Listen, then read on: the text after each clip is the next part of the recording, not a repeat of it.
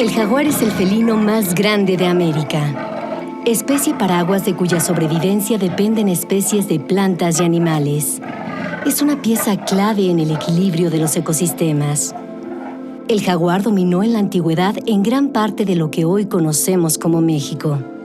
Hoy sus poblaciones han sufrido un gran declive, pues ha desaparecido en más del 60% del área que ocupó en el territorio nacional. El jaguar, al igual que otros grandes carnívoros del mundo, en realidad representan quizás el conflicto más evidente en materia de conservación de la vida silvestre. No obstante, y vale la pena recalcarlo, no existe un solo registro de un ataque de jaguares a humanos en todo el país, en toda la historia. La población del jaguar se ha diezmado en el último siglo debido a la cacería ilegal y a la fragmentación de su hábitat, por lo que actualmente se considera una especie en riesgo de extinción y prioritaria para la conservación, pues la cifra asciende a solo 4.000 ejemplares en el país. El jaguar es un animal en peligro de extinción porque las porciones de selva con suficiente tamaño como para que se puedan desarrollar bien están también en peligro de extinción. El jaguar depende muchísimo de la selva en buen estado de conservación. Depende de la cantidad de selva, pero también depende de la configuración de esas porciones de selva que quedan, ¿no? Pequeños fragmentos de selva no son suficientes para la conservación del jaguar. Se fragmenta el hábitat porque cambia el uso del suelo y se transforma en ranchos ganaderos o en zonas agrícolas. En el norte del estado de Yucatán se ubican las reservas de la biosfera Celestún y Ría Lagartos. En estas zonas, biólogos de la conservación trabajan para diseñar estrategias que disminuyan el conflicto hombre-jaguar, pues este felino ha quedado confinado a pequeñas porciones de selva, por lo que el riesgo de su extinción es aún mayor. En el estado de Yucatán, Biocenosis ha trabajado ya desde hace varios años para estudiar el conflicto que existe entre los jaguares y otros depredadores y la actividad ganadera en toda la región. Esta pérdida de territorio de los hábitats silvestres, bueno, repercute en que los jaguares que rondan por aquí, al ver desplazadas y no encontrar las presas que habitualmente recurriría a ellas para alimentarse, pues busca lo que está a su alcance y se acerca al mundo de la ganadería en este caso, afecta los intereses de los ganaderos y los ganaderos reaccionan en su contra. Prácticamente nosotros los ganaderos de esta área hemos invadido sus zonas no solo de descanso, de alimentación del jaguar.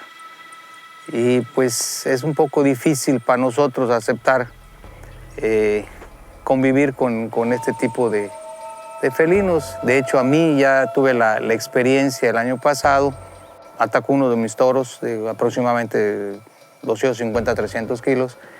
De hecho, un área como de 20 metros destruyeron de monte en la pelea entre el ganado y el jaguar. Como a 400 o 500 metros del corral veo hacia la parte noreste zopilotes. Y eso inmediatamente nos indica de que hay algún problema en el rancho. Me pongo a localizar y veo huellas de jaguar. Lo que se me vino a la mente inmediatamente comunicarlo a Biocenosis, que siempre nos ha orientado, nos ha apoyado, nos comunica con una aseguradora. Yo directamente hablé y tuve al doctor Benito de la aseguradora que en 24 horas me dijo, estoy contigo. Y así fue. Tomó fotos, checó, midió, vio animales, comprobó que era el jaguar y me dijo, señor, cuente usted con el fondo de aseguramiento. El fondo de aseguramiento creó el ataque depredador, el seguro de ataque depredador desde 2009. Desde 2009 hasta la fecha, en la península de Yucatán se han atendido 183 casos de avisos de siniestros reportados por productores que vale la pena aclarar que no necesariamente tienen que estar afiliadas a alguna asociación ganadera.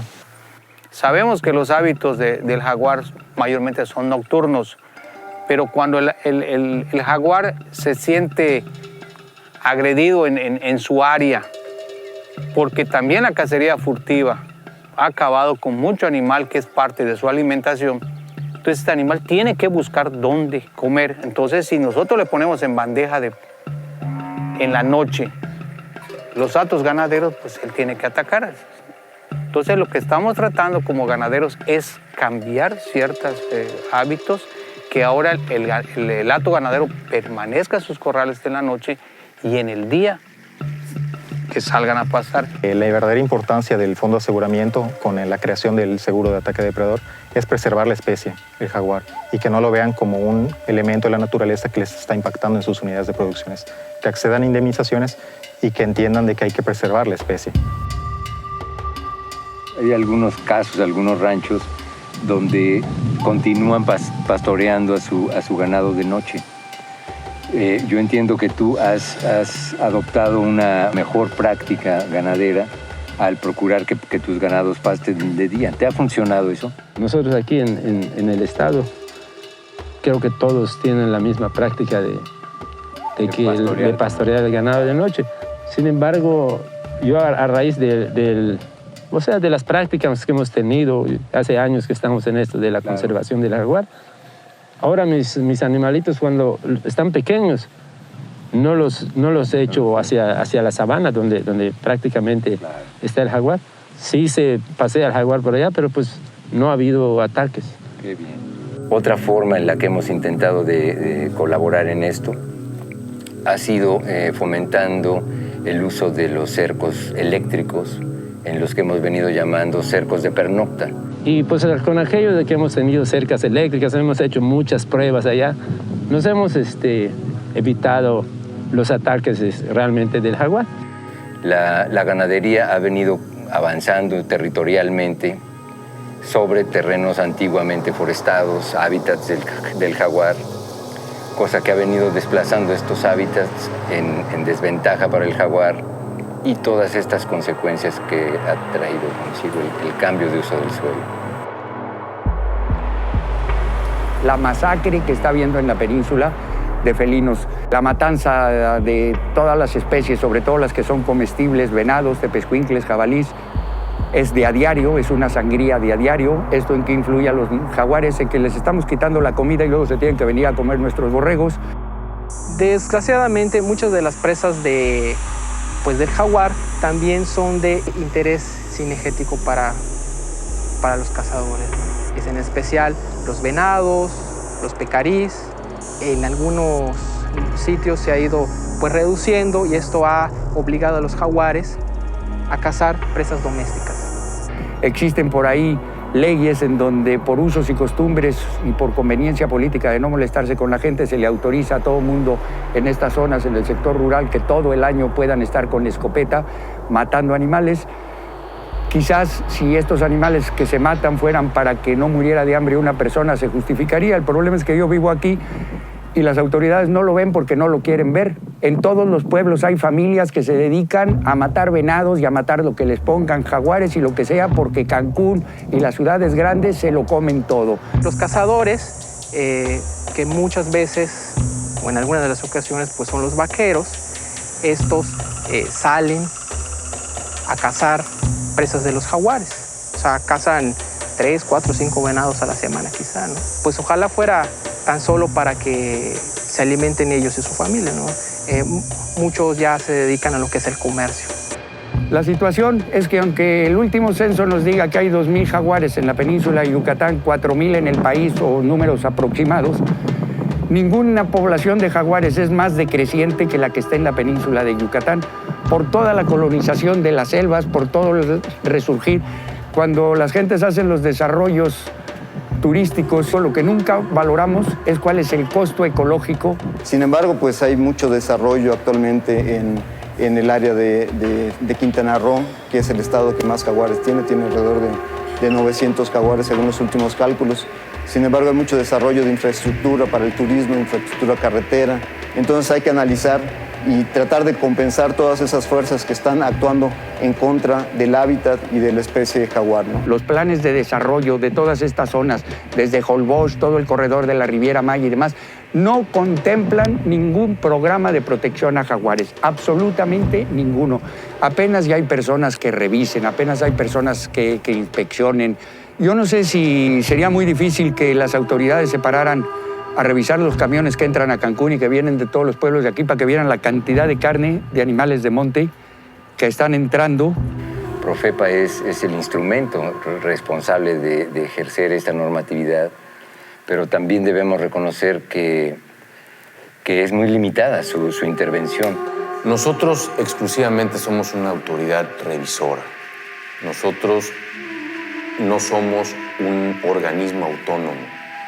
La naturaleza de Profepa es verificar el cumplimiento a la normatividad ambiental. Somos los testigos ilustrados de la desgracia. Vamos a saber mucho de por qué y de dónde se terminaron y de dónde ya no están y de dónde sigue habiendo, pero las poblaciones cada vez son más pequeñas, cada vez están más aisladas. Encontramos en la actualidad que en la reserva de Yumbalam o cerca de ella se están colonizando también tierras por ahí de Solferino y demás. Esos animales salen, se dispersan y aparecen en otros lugares. No quiere decir que está habiendo jaguares donde no había porque están creciendo. Quiere decir que los pobres animales están siendo expulsados de los últimos lugares donde les quedaban y que esos animales, como se están yendo a zonas de ganadería o zonas urbanas, el tiempo lo tienen contado. Pasarán por un rancho, pasarán por otro. Si no es en el tercero, será en el cuarto. Los van a matar. El problema de la cacería del jaguar es un problema grave, porque siendo pocos los animales, cada uno porcentualmente significa mucho para una población muy reducida. Y la verdad es que no hay recato alguno. O sea, si un ganadero o prácticamente cualquier habitante del mundo rural sabe que hay un jaguar cerca, no es nada difícil que se organicen y vayan en su contra. Cualquier persona, independientemente de lo que haga, que dañe un ejemplar de jaguar, comete un delito federal. Si existiera mejor coordinación, podríamos cambiar el manejo dentro de nuestras instalaciones. Ya no son años de tirar cantidades enormes de árboles porque estamos en el siglo XXI, no en el siglo XVIII, donde lo que se quería era colonizar y de hacer grande América y demás. En este momento tenemos que cuidar los recursos porque se nos están acabando y les vamos a dejar un legado espantoso a nuestros hijos. Una de las soluciones que podría haber para minimizar la deforestación y la ganadería extensiva, que actualmente pues, es muy cuestionable, es la utilización de este tipo de pastos, pastos de corte. El problema con estos pastos, si bien pueden producir 70, 80 toneladas por hectárea y resolverían en mucho los problemas de abastecimiento de comida, es que nos ponen a trabajar, porque este pasto no puedo yo traer las borregas y pedirle que se lo coman tal. Estos tallos gruesos lo que requieren es ser cortados, llevados al molino, después de molerse, volver a cargar el producto y llevarlo a comedero. Eso implica una pequeña molestia, aunque de esta manera podríamos reducir las superficies destinadas a ganadería siendo mucho más productivos. Sería este tipo de proyectos que el gobierno, las asociaciones ganaderas y demás deberían de promover, no solo por proteger a los jaguares, por proteger al medio ambiente, por protegernos a nosotros, porque toda la destrucción al final de cuentas más tarde o más temprano nos afecta a todos. En contraste de la utilización de este tipo de pastos, seguimos prefiriendo, por comodidad, la utilización de pastos aptos para el pastoreo, en los cuales no tenemos que hacer ningún trabajo más que llevar a nuestras borregas, como es el caso de este pastizal de estrella que ven ustedes aquí. En este caso, los animales no se corta el pasto, sino se meten directamente a comer. El problema es que esto produce mucha menor cantidad de alimento, que es lo que implica que necesitamos devastar áreas mucho mayores para poder asegurar el alimento de los animales. Aquí, ¿qué es lo que hacemos? Al destruir los árboles, al destruir la selva, pues destruimos los animales, toda la vida silvestre. La tala es solamente una especie de cómo remover vegetación. Nosotros vamos directamente con la remoción de vegetación, sea cual sea la causa, ya sea por fuego, ya sea por tala, desmonte, a través de animales. La remoción de vegetación es lo que nos da competencia a nosotros. Si el cambio de uso del suelo, es decir, la vocación natural del suelo, se da con una autorización por parte de la Secretaría de Medio Ambiente y Recursos Naturales, nosotros no proseguimos. Pero si se lleva a cabo sin esa autorización, nosotros vamos hasta las últimas consecuencias. Bueno, como pueden observar, este paisaje es del todo distinto a lo que hemos visto en el resto de la reserva. Estos nopales que aquí resultan tan numerosos y frondosos, son una evidencia del cambio en la estructura de las poblaciones vegetales que las mismas reses han propiciado, dado que, como toda especie, las reses tienen una preferencia por ciertas especies que les son palatables, que les gustan, y hay otras especies que no. En el transcurso del tiempo, cuando las reses consumen todas las especies que les gustan en primera instancia, y por lo tanto dejan otras que no les gustan, sucede lo que vemos aquí. Estas son especies que las vacas no prefieren por sus espinas, de tal forma que estas son las que empiezan a dominar y cambian toda la estructura del escenario, del paisaje. Este es un efecto nítido, claro, del efecto del sobrepastoreo sobre una área que de otra manera sería una selva baja, espinosa, diversa. Bien, entonces al ver esto, la pregunta sería, ¿qué paisaje vamos a ver dentro de 10 o 20 años de continuar las condiciones como están en este momento en materia de sobrepastoreo? De igual manera, cuando desaparecen los jaguares, se deja libre un nicho que pues, actualmente está siendo ocupado por los coyotes. Estos que son de reciente distribución y hace 20 años no se encontraban en la península de Yucatán. En la lengua maya no existe una palabra para designar a los coyotes, siendo que la cultura maya tiene un nombre prácticamente para cada elemento de la naturaleza. Así es. Lo que nos hace pensar que los coyotes pues son de recién ingreso aquí. ¿O tú qué piensas? ¿Hace cuánto tiempo ves coyotes en tus años de ganadero? Mira, el coyote realmente aquí en el estado no tiene presencia más que hace unos 10, 15 años.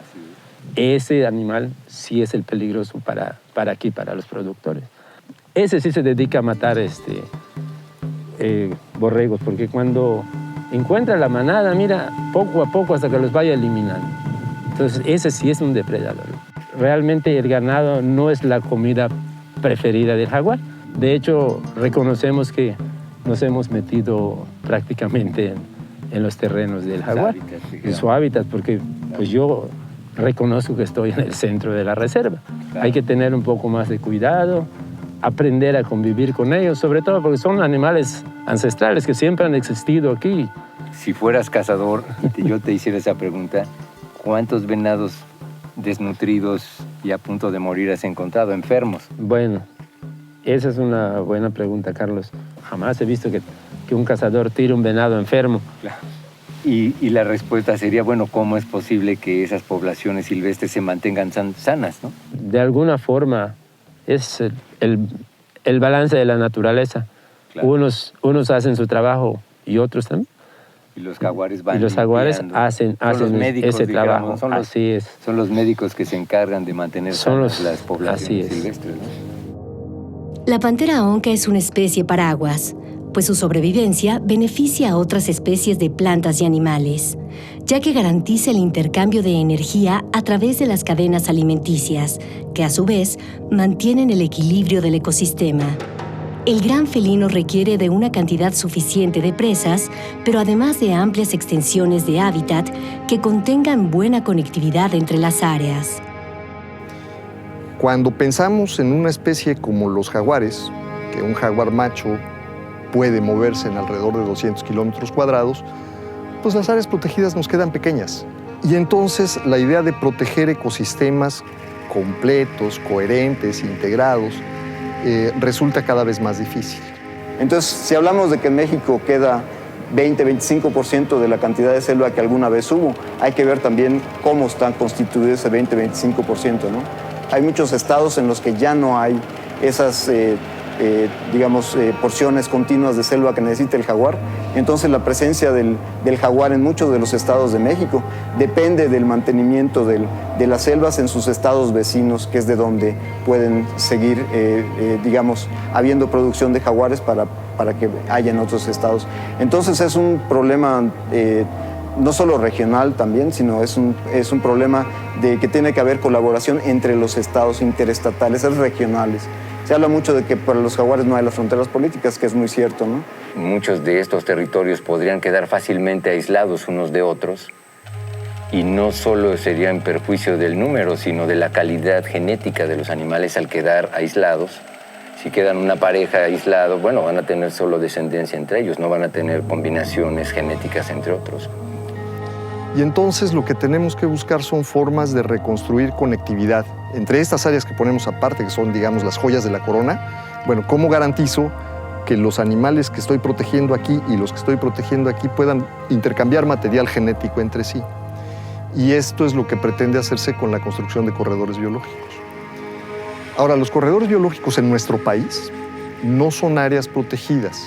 En el caso de México, más bien son un arreglo social que tiene que ver con acordar con las comunidades, con los dueños de la tierra, formas ambientalmente amigables de apropiarse de sus recursos. Pero es un proceso que nos va a llevar muchos años construir porque implica la generación de consensos con comunidades que o bien tienen usos y costumbres muy arraigados, o bien son comunidades que están sujetas a presiones de marginación y de escasez muy severas, y entonces lo que quieren es apropiarse de recursos ya, para comer hoy.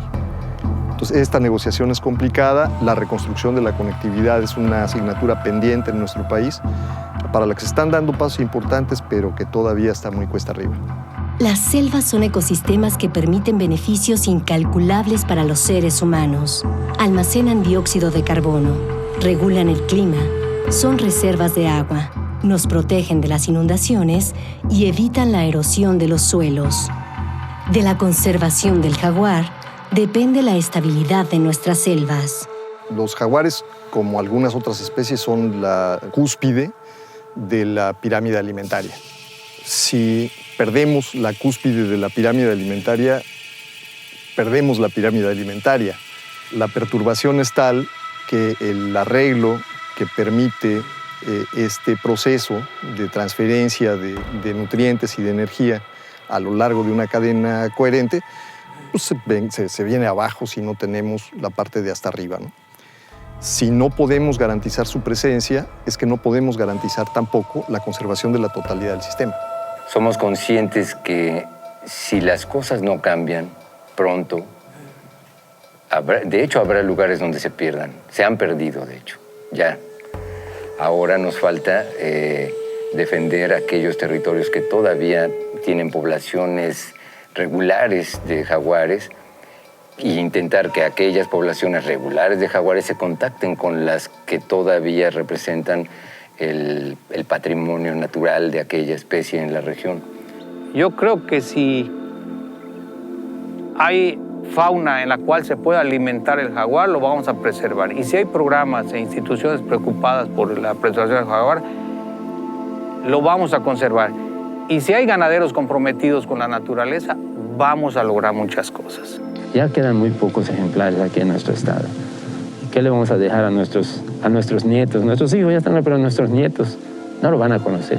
Y personalmente siento que si no existen sucesos muy fuertes que cambien el rumbo de las cosas, lo que nos espera es poco a poco poder documentar la desaparición de los grandes felinos cada vez más de lo que antiguamente fueron sus áreas de distribución.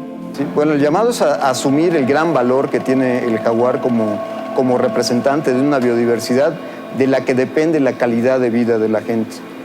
Y la ausencia de biodiversidad implica un empobrecimiento, y el problema con las extinciones es que son para siempre, ¿no? Entonces ya estamos hablando de un futuro de la humanidad con una pobreza ya eterna, ¿no? La humanidad va a persistir como humanidad durante muchísimos años más, ¿no? Siglos, milenios, lo que sea. Pero sí la calidad de vida va a disminuir mucho sin biodiversidad. Yo pienso mucho, por ejemplo, en el caso de Haití. En Haití ya se acabaron todos sus bosques, ya se acabaron pues toda la biodiversidad que dependía de los bosques, y es un panorama apocalíptico ahorita lo que es Haití, ¿no?